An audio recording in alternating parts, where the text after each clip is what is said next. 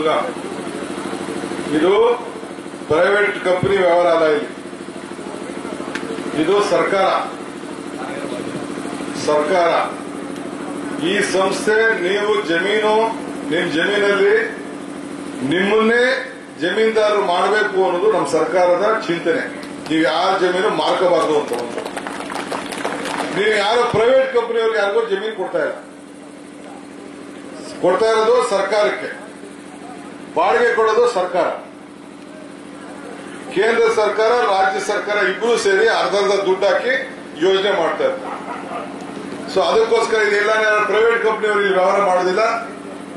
ಯಾರಿಗೂ ನೀವು agent, commission, roll ಕಾಲು ಏನಿಲ್ಲ, ಲಂಚ ಯಾವುದು ಇಲ್ಲ. ಇದು ನೀವು ಅದೇನು ತಲೆ ಕೆಡಿಸ್ಕೊಳ್ಕೋಬೇಡಿ. ಡಿಸಿ ಸಾಹೇಬರು ಒಳ್ಳೆ ಉತ್ತಮವಾದಂತ ಡಿಸಿ, ಜನರಿಗೋಸ್ಕರ ಕೆಲಸ ಮಾಡೋರೆಲ್ಲ ಇಲ್ಲಿದ್ದಾರೆ. ಡಿಸಿ ಎಸಿ ಎಲ್ಲ ಅಲ್ಲಿ ಅದಾಲತ್ ಮಾಡಿ ಕೂತ್ಕೊಂಡು ಯಾರಿಗೆ ಏನೇನು ಡಾಕ್ಯುಮೆಂಟ್ ಮಾಡಬೇಕು, ಏನೇನು ಹೆಚ್ಚು ಕಮ್ಮಿ ಇದೆಯೋ ಅದನ್ನೆಲ್ಲ ಸೆಟಲ್ಮೆಂಟ್ ಮಾಡಿ ಕೊಟ್ಬಿಡ್ತಾರ. ಆಮೇಲೆ ನಿಮ್ಮ ಅಗ್ರಿಮೆಂಟ್ಗಳು ನೀವು ಶುರು ಮಾಡಿ. ಇಲ್ಲ ಇನ್ನ 2 ದಿನ ಲೇಟ್ ಆದ್ರೂ ಚಿಂತೆ ಇಲ್ಲ, ಆ ಸರ್ವೆ ನಂಬರ್ ಅಲ್ಲಿ ನಾವು ನಮ್ಮ ಕೆಲಸ ನಾವು ಮಾಡ್ತಾ ಇರ್ತೀವಿ. ಮಿಕ್ಕಿದ್ದು ಮಧ್ಯ ಒಬ್ಬ ಕೊಡುದಿಲ್ಲ, 2ನೇವ್ರು ಕೊಡುದಿಲ್ಲ, ಅದೆಲ್ಲ ಆಗುದಿಲ್ಲ. ಇರೋದು ಹೇಳ್ತಾ ಇದೀನಿ ಕೇಳಿ. ಎಲ್ಲ ಒಂದ್ ಕಡೆಯಿಂದ ಸುಮ್ಮನೆ ಬರೆದು ಕೊಡ್ತಾ ಇರಬೇಕು.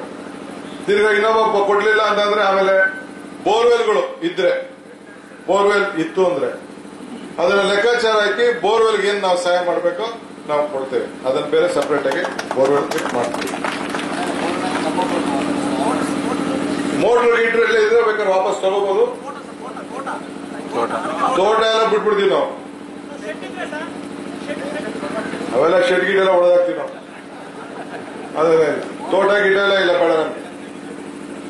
ಒಣಭೂಮಿ ಮಾತ್ರ ಎಲ್ಲ ಮಧ್ಯದಲ್ಲಿ ಒಂದ್ ಕಡೆ ಬಿಟ್ಬಿಡ್ತೀವಿ ಅಷ್ಟೇ.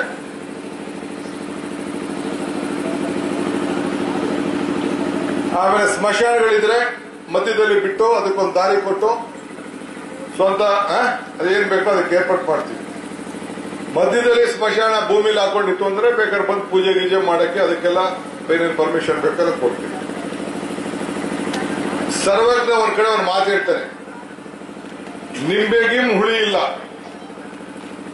ದುಂಬಿಗಿಂ ಕರಿ ಇಲ್ಲ, ಶಂಭುಕಿನ್ನ ಅಧಿಕ ದೇವನಿಲ್ಲ. ಅಂದ್ರೆ ನಿಂಬೆಹಣ್ಣು ಇದೆಯಲ್ಲ, ಎಲ್ಲಾ ಹುಳಿಗಳಕ್ಕಿನ್ನ ಬಹಳ ಹುಳಿ ನಿಂಬೆಹಣ್ಣು ಹುಳಿ ಅಂತೆ.